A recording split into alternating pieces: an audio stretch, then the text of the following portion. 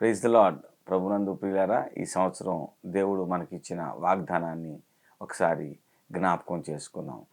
నేను నీకు తోడై ఉండి నిన్ను ఆశీర్వదించెదను.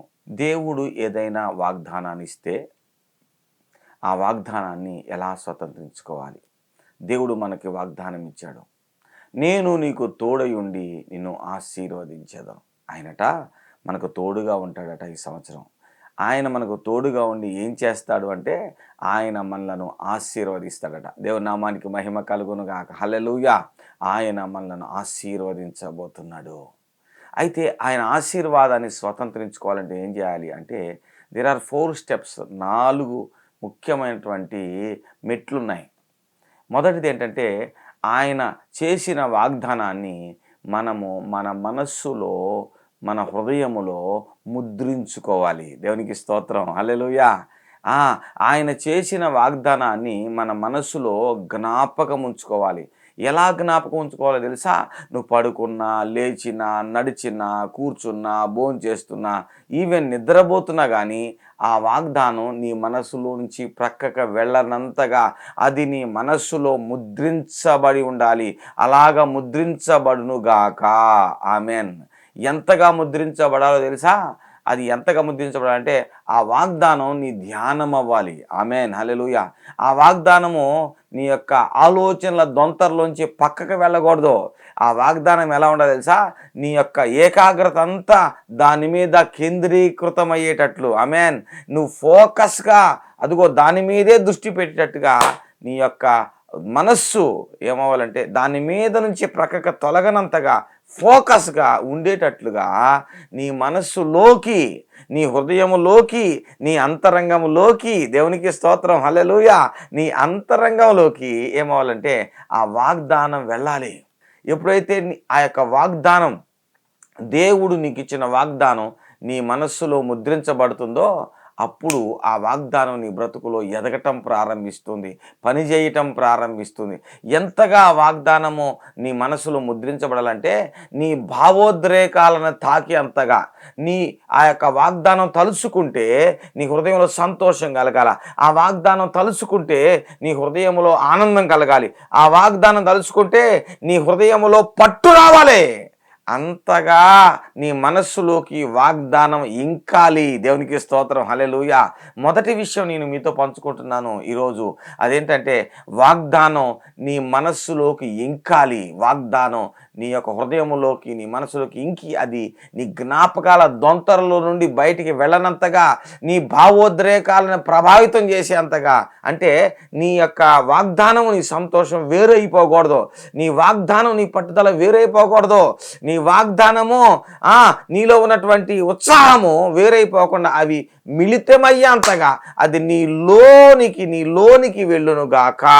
ఇది మొదటి విషయం. హల్లెలూయా. రెండో విషయం ఏమవ్వాలంటే ఆ వాగ్దానం నీవు నమ్మాలి. ఆమేన్. హల్లెలూయా. ఆ వాగ్దానాన్ని నమ్మాలి. ప్రతిరోజు ఆ వాగ్దానాన్ని నమ్మాలి. దేవునికి స్తోత్రం హల్లెలూయా. ఆ వాగ్దానాన్ని ఎంతగా నమ్మాలంటే నీ లోపల నమ్ముతూ ఉంటే, ఆ వాగ్దానాన్ని ధ్యానిస్తూ నమ్ముతూ ఉంటే ఏమో తెలుసా? ఆ వాగ్దానం నమ్మకమై నీలో ఎదుగుతుంది. గట్టిగా చప్పట్లు కొడదాం. హల్లెలూయా. ఆ వాగ్దానం నీలో నమ్మకమై ఎదగాలి. దేవునికి స్తోత్రం హల్లెలూయా. ఎంత నమ్మకంగా ఎదగాలి తెలుసా? ఎన్ని ఆటంకాలు వచ్చినా ఆ ఆటంకాలని దాటుకొని ముందుకు వెళ్ళే అంతగా, దాటుకొని నమ్మే అంతగా నీ లోపల ఆ యొక్క వాగ్దానము విశ్వాసమై అది బలంగా పట్టుగా ఉండాలి. ఆమేన్. ఏమండి, ప్రతి వాగ్దానానికి ఆటంకం ఉంటుంది.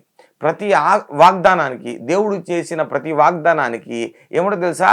భయంకరమైన తీవ్రమైన ఆటంకాలు వస్తాయి. ఎంత పెద్ద వాగ్దానం అయితే అంత పెద్ద సవాలు నీ ఎదురుగా ఉంటుంది. అయితే ఆ వాగ్దానము నీ ఆలోచనలో నిక్షిప్తమైతే సరిపోదు, నీ సంతోషమైతే సరిపోదు. కొంతమంది ఆ యొక్క వాగ్దానాన్ని ఆనందపడతారు. ఈ సంవత్సరం దేవుడిని ఆశీర్వదిస్తారు, దీవిస్తారు, ఆనందపడి వదిలేస్తారు. అట్లా ఉండకూడదు. అది నిన్ను పట్టుకోవాలి. ఎంతగా పట్టుకోవాలంటే నీ పట్టుదల, నీ మనసులో ఉన్న వాగ్దానము నీ విశ్వాసంగా కన్వర్ట్ అవ్వాలా. దేవునికి స్తోత్రం హల్లెలూయా. ఆ వాగ్దానం ఎంతగా ఎదగాలంటే ఆ వాగ్దానం ఎంతగా ఎదగాలంటే ఎన్ని ఆటంకాలు, ఎన్ని అవరోధాలు వచ్చినా, ఆమేన్ హల్లెలూయా, వాటిని తోసుకుంటూ బుల్డోజర్ కింద నెట్టుకుంటూ వెళ్ళినట్టుగా నెట్టుకుంటూ వెళ్ళగలిగినంతగా నీ యొక్క వాగ్దానము నీ విశ్వాసం అవ్వాలి. దాన్ని వాగ్దాన బలం అంటారు. వాగ్దానం వచ్చి సరిపోదు, ఆ వాగ్దానం నీ బలం అవ్వాలి, ఆ వాగ్దానము నీ ధైర్యం అవ్వాలి, ఆ వాగ్దానము నీ నిశ్చయతతో కూడినటువంటి ధైర్యం అవ్వాలి. ఆ ధైర్యం ఎలా ఉండాలంటే వచ్చే ఆటంకాన్ని తన్నుకొని నెట్టుకొని అవతలకి వెళ్ళేంత బలంగా ఆ వాగ్దానము నీ వాగ్దాన బలం అవ్వాలి. విశ్వాస యోధులందరూ అలాగే మారారు. దేవునికి స్తోత్రం, హల్లెలూయా. మొదటి విషయం నా ప్రియమైనటువంటి సహోదరుడా, మొదటి విషయం వాగ్దానం నీ లోపల ఇంకాల నీ జ్ఞాపకమై ఉండాలా. రెండవది వాగ్దానం నీ విశ్వాసం అవ్వాలి, వాగ్దానము నీ బలం అవ్వాలి. విశ్వాసం అవ్వాలి. ప్రతిరోజు ఆ వాక్యాన్ని నమ్ముతూ ఆ వాక్యం పట్ల నీలో విశ్వాసం పెరగాలి. ఆ వాగ్దానము, ఆ వాక్యము, ఆ వాగ్దానము లేకపోతే ఆ వాగ్దాన అర్థము నీ యొక్క నమ్మకం రెండు వేరైపోకూడదు. అంతగా నీ లోపల విశ్వాసము వేళ్ళునాల. ఆమేన్, హల్లెలూయా. విశ్వాసం బలపరచబడాల. వాగ్దానం కాస్త వాగ్దాన బలం అవ్వాలి. దేవునికి స్తోత్రం, హల్లెలూయా. ఇంకో విషయం ఏంటంటే నీవు ఏమైతే వాగ్దానం తీసుకున్నావో దాన్ని ఓన్ చేసుకోవాలి. దిస్ ఈజ్ మై ప్రామిస్, ఇది నా వాగ్దానం, ఆయన నాకు తోడుగా ఉండి నన్ను ఆశీర్వదిస్తాడు. అది నీ ఓన్ అవ్వాలా. ఎంతగా నువ్వు ధ్యానించాలంటే, ఎంతగా నువ్వు దాన్ని పట్టుకోవాలంటే, ఎంతగా విశ్వసించాలంటే దిస్ ఈజ్ మై ప్రామిస్, ఇది నా వాగ్దానం అన్నంత దృఢంగా ఉండాలి. వాగ్దానాన్ని స్వంతం అవ్వాలి. ఆమేన్, హల్లెలూయా.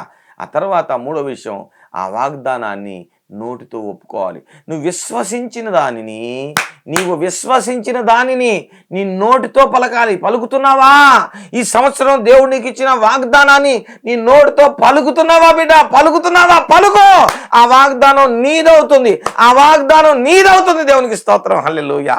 అండ్ థర్డ్ పాయింట్ గుర్తుపెట్టుకో, దేవుడు ఇచ్చిన మాటని, ఆ వాగ్దానాన్ని నీ నోటితో పదే పలక. ఒకసారి పలికి ఉండకూడదు, ఒకసారి పలికి మౌనంగా ఉండకూడదు. ఉదయం లేవగానే అనుకోవాలా, దేవుడు నాకు తోడుగా ఉండి నన్ను ఆశీర్వదిస్తాడు. నాకు నేను చెప్పుకోవాలి, దేవుడు నాకు తోడుగా ఉండి నన్ను ఆశీర్వదిస్తాడు. ఈ సంవత్సరం దేవుడు నాకు తోడుగా ఉండి నన్ను ఆశీర్వదిస్తాడు, నేను ఆశీర్వాదంగా ఉండబోతున్నాను అని నోటితో పదే పలకాలి. బైబిల్లో ఒక మాట ఉందండి, నమ్మిన వాడు యేసుని ప్రభు అని నోటితో ఒప్పుకుంటే అప్పుడు రక్షణ పొందుతాడు. నీవు నమ్మితే సరిపోదు, నువ్వు గుర్తుపెట్టుకుంటే సరిపోదు, నీవు ఆనందపడితే సరిపోదు, నీవు దానిని నమ్మితే సరిపోదు. ఆ నమ్మకాన్ని నోటితో పదే పలుకుతూ, అదే నీ పాట, అదే నీ మాట, అదే నీ పలుకు. ఆమేన్. కూర్చున్నా, లేచినా, పడుకున్నా, నా దేవుడు నన్ను ఆశీర్వదిస్తాడని నోటితో పదే పలకాలి.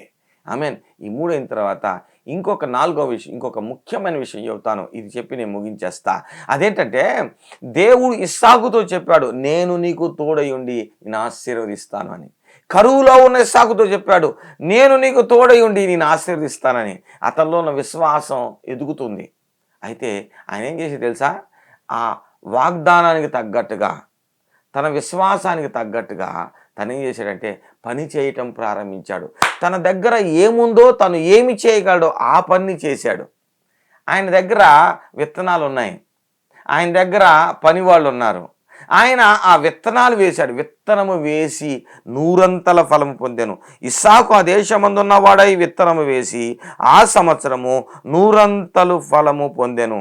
అంటే మనం ఏం చేయాలి, మన దగ్గర ఏముందో ఆ పనిని మనం చేయాలి. మనం సోమరిగా ఉండకూడదు, ఆనందపడతా సంతోషపడతా ఆనంద డోలికల్లో మనం ఊగిపోతూ ఉండకూడదు. కానీ మనము ఆ వాగ్దాన నెరవేర్పు కొరకాయి మనము చేయవలసిన పనిని మనం చేయాలి. నువ్వేం చేయగలవు? నువ్వు స్టూడెంట్వా, నువ్వు చదువు. ఆమేన్, హల్లెలూయా. నువ్వు ఒకవేళ ఉద్యోగస్తువా, ఉద్యోగాన్ని పర్ఫెక్ట్గా చేయి. దేవునికి స్తోత్రం, హల్లెలూయా. ఒకవేళ నువ్వు వ్యవసాయదారుడువా, వ్యవసాయ పని చేయటం ప్రారంభించు. వ్యాపారస్తుడువా, వ్యాపారం చేయటం ప్రారంభించు. ఒకవేళ నీవు సేవకుడువా, హలో మై డియర్ బ్రదర్, సేవ చేయటం ప్రారంభించు. దేవునికి స్తోత్రం, హల్లెలూయా, హల్లెలూయా. అప్పుడు ఆయన తాను చెప్పిన వాగ్దానాన్ని నీ చేతుల ద్వారా ఆ వాగ్దానం పని చేయటం ప్రారంభించాలి. ఆమేన్, హల్లెలూయా. వాగ్దానం నీ మనస్సులోకి రావాలి. వాగ్దానం నీ విశ్వాసం ఎదగాలి. ఆ వాగ్దానము నీ భావోద్రేకాలను తాకాలి. వాగ్దానం నీ విశ్వాసం ఎదగాలి. అంత మాత్రం వాగ్దానము నీ నోటి నుండి బయలు వెళుతూ ఉండాలి. వాగ్దానం నీ చేతుల్లో అదిగో పని చేస్తూ నీ చేతుల్లో పని చేపిస్తూ ఉండాలి.